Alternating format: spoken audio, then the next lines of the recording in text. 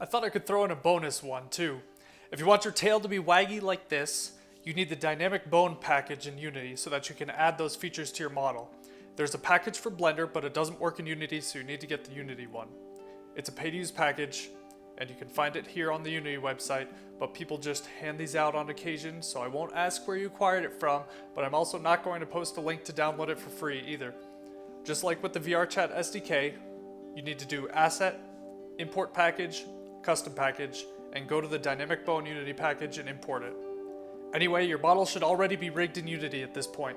To add the flexible feature, you need to choose the root bone on the flexible mesh. For me, it will be both my ears and my tail.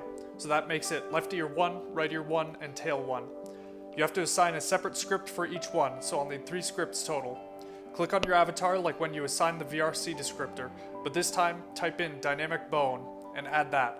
From here, you must assign the root bone, so I'll click to assign left ear 1. Now there's a bunch of adjustment options.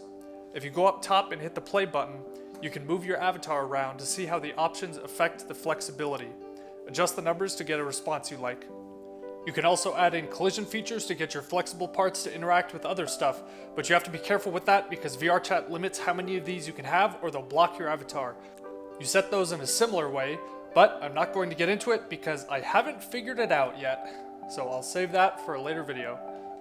Once that's done, your avatar is ready for upload again, so go ahead and move on to part 7.